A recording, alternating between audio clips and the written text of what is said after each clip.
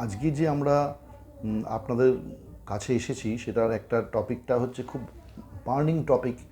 যে পেশেন্টরা এসে আমাদেরকে জিজ্ঞাসা করে যে স্যার আমরা আইভিএফ করব, বা আমরা আইইউআই করব, বা আমরা এআরটি করব, আর্টিফিশিয়াল রিপ্রোডাক্টিভ টেকনিকের মাধ্যমে প্রেগনেন্সির জন্য আমরা অ্যাপ্লাই করব, তাতে তো আমার এসে যাবে, প্রেগনেন্সি আমার 100% আসবে। তো এই যে আইভিএফ বা আইইউআই বা এআরটির ওপর একটা অ্যাকসেপ্টেন্স, পারসেপশন পেশেন্টদের যে আমরা একবারই করব, আমাদের কিভাবে এটা করলে পরে একবারই আসবে। ন্যাচারালি আমাদের মতো তৃতীয় বিশ্বের দেশগুলো বা বাংলাদেশ বা অন্যান্য দেশ থেকে যারা পেশেন্টরা আসেন আইভিএফ করতে, তাদের কাছে একটা অ্যাকসেপ্টেন্স থাকে এই হিসাবে যে আমরা অনেক কষ্ট করে আমরা টাকা জোগাড় করে আমরা একটা আইভিএফ করব, হয়তো হোল লাইফে আমরা একবারই করব। যেহেতু এটা মেডিক্লেম প্রসেসের আন্ডারে নয়, সেই জন্য টোটাল টাকাটাই পেশেন্টদের গাঁটের পয়সা খরচা করেই করতে হয়। যদি এই আইভিএফটা খরচাটা অনেকটা কমে হতো তাহলে কিন্তু আমাদের অতটা বেশি গায়ে লাগতো না। কিন্তু যেহেতু প্রায় লক্ষাধিক টাকার কাছাকাছি একটা খরচা হয়, সেজন্য একটা সাধারণ মধ্যবিত্ত ফ্যামিলির একটা অ্যাকসেপ্টেন্স থাকে যে আমরা আইভিএফ করব না, আমরা প্রথমেই ন্যাচারালি আমরা প্রেগনেন্সির জন্য এগোবো। যখন একজন পেশেন্ট ডাক্তারের কাছে আসছেন প্রেগনেন্সি আসছে না বলে 6 মাস, 1 বছর, 1.5 বছর, 2 বছর ট্রাই করছেন, তখন তার ডাক্তারবাবু যখন কোনো টেস্ট করে আইদার তার টিউবের প্রবলেম, অথবা তার এগসের প্রবলেম, অথবা তার ওভুলেশনের প্রবলেম, অথবা তার হাজব্যান্ডের শুক্রাণুর প্রবলেম, অথবা তার গর্ভাশয়ের মধ্যে কোনো রকম টিউমার থাকলে পরে, পলিপ থাকলে পরে, সেপ্টাম থাকলে পরে, ফাইব্রয়েড থাকলে পরে, এন্ডোমেট্রিওসিস বলে একটি প্রবলেম থাকলে পরে, তবেই না ডাক্তারবাবু তাকে কোনো এআরটির জন্য হেল্প নিতে বলেন। এআরটি মানে আর্টিফিশিয়াল রিপ্রোডাক্টিভ টেকনিক, যাতে কিনা বিজ্ঞানের সাহায্যে কিছুটা তাদেরকে হেল্প করা হয় প্রেগনেন্সি আনানোর ব্যাপারে। কিন্তু এটা নিশ্চয়তা নেই, এটা প্রথমেই জানতে হবে, বুঝতে হবে। যখনই আমরা আমি আমার প্র্যাকটিসিং এক্সপিরিয়েন্স থেকে বলছি যে ডাক্তারবাবু আমার কি নর্মালি প্রেগনেন্সি আসবে না? কি করে আসবে? যদি আপনার ডিম্বাণু কম থাকে, যদি আপনার ডিম্বাণুর প্যাসেজে ব্লক থাকে, যদি আপনার হাজব্যান্ডের অ্যাজোস্পার্মিয়া থাকে, কি করে আসতে পারে? সম্ভব না তো। সেই হিসাবে আমরা আপনাকে হেল্প করব। এবং সেক্ষেত্রেও থাকে একটা সামাজিক বাধা যে ওর বাচ্চাটা না আইভিএফ করে হয়েছে, টেস্ট টিউব করে হয়েছে, সেটাও তারা বলতে চায় না। তো এই যে কতগুলো মিসকনসেপশন, তারপরে ধরুন পেশেন্ট এবং হাজব্যান্ড এবং তার ওয়াইফ তারা হয়তো রাজি হলো, বুঝতে পারলো তাদের সমস্যাটা, না আমরা একটু বাবা মার সাথে কথা বলে দেখব। তাদের প্রথম কথা হচ্ছে তাদের আশেপাশে যারা আছেন তারা কেউ ডক্টর নয়, তারা সাধারণ মানুষ, এবং তাদের মধ্যে একটা মিসকনসেপশন আছে যে টেস্ট টিউব বেবি মানে হচ্ছে খারাপ ব্যাপার।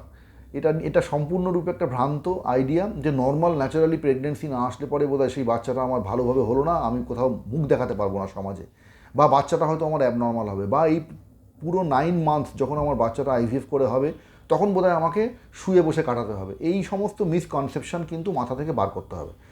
দ্বিতীয় কথা হচ্ছে, এটা প্রথমে ধরে রাখুন যে আইভিএফ যে পদ্ধতিটা বা আইইউআই যে পদ্ধতি, সেটা কিন্তু সারা পৃথিবী জুড়ে 40 থেকে 60% এই হচ্ছে তার সাকসেস রেট। সুতরাং কেউ যদি ভাবে যে প্রথমবারে আমি একবারে সাকসেস না হলে আমার পক্ষে আর সম্ভব না, তার না এগোনোই ভালো। তার কারণ হচ্ছে মিনিমাম 2বার বা 3বার তাকে কিন্তু মাথায় রাখতে হবে, করতে হতে পারে। প্রতিবারই যে তার টাকা লাগবে এত তা নয়। যদি তার প্রথমবারে ভালো ডিম্বাণু তৈরি হয়, ভালো ভ্রূণ আমরা তৈরি করে রাখতে পারি, তাহলে কিন্তু সে 2বার বা 3বার চান্স পেতে পারে। দ্বিতীয় হচ্ছে যে এই জিনিসটাকে বুঝতে হবে যে একজন মানুষের প্রবলেম থাকলে পরে তবেই না সে আইভিএফ আইইউআই করতে যাচ্ছে। যদি তার কোনো প্রবলেমই না থাকে তাহলে তার বাচ্চাটা এমনি এসে যেত। সুতরাং এই সহজ সাধারণ যে কমন সেন্স, এটাকে অ্যাপ্লাই করতে মানুষ চায় না, বা মানুষ চেয়েও হয়তো না চেনার মানে না, এটা না চাওয়ার ভান করে থাকে। যদি একটা ফ্যাক্টর আমি বলি যে ফ্যাক্টরটা খুব ইম্পর্টেন্ট, সেটা হচ্ছে লাক ফ্যাক্টর। তার কারণ হচ্ছে বাকি যে 60%-এর পরে যে বাকি 40% পড়ে থাকে, তাদেরকে আমাদেরকে উত্তর দিতে হয় যে ডাক্তারবাবু কেন আমার আইভিএফে প্রেগনেন্সিটা আসলো না।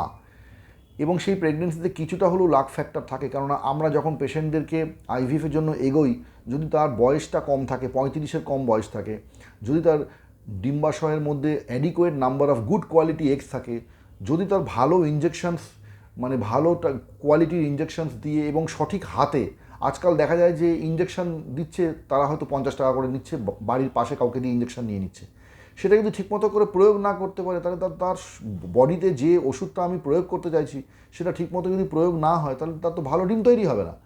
এবার ভালো ডিমটাকে ভালোভাবে বার করা এবং সেটাকে সুন্দর করে ভালো একজন এমব্রায়োলজিস্টের কাছে দিয়ে হাজব্যান্ডের কাছ থেকে ভালো কোয়ালিটির শুক্র পেলে পরে তবেই ভালো কোয়ালিটির ভ্রূণ হতে পারে। ইউজুয়ালি 5ম দিনের ভ্রূণ মানে ব্লাস্টোসিস্টই ট্রান্সফার করা উচিত। যদি সেই ব্লাস্টোসিস্ট ঠিক মতো করে আমরা ট্রান্সফার করতে পারি পরের সাইকেলে, এমব্রায়ো ট্রান্সফার যেটাকে আমরা বলি, তাহলেও প্রেগনেন্সির চান্স 60%-এর বেশি নয়। পরিষ্কার কথা, পরিষ্কারভাবে বলছি। সেটা মাথায় রেখেই তারপর আপনারা এগোবেন। আমি জানি তৃতীয় বিশ্বের দেশে সমস্তটাই হয়তো কেউ জমি জায়গা বিক্রি করে তারা আইভিএফের জন্য এগোচ্ছেন, কিন্তু সেটাও মাথায় রাখতে হবে যে আমি কিন্তু 60% চান্স, এবং এই চান্সটা আমি নিচ্ছি বলেই আমি এগোচ্ছি। ডাক্তারবাবু কিন্তু ভগবান নয় যে তারা মাথায় হাত রাখবে না, তাদের একবার করে আইভিএফ করবে না, তাদের বাচ্চা এসে যাবে।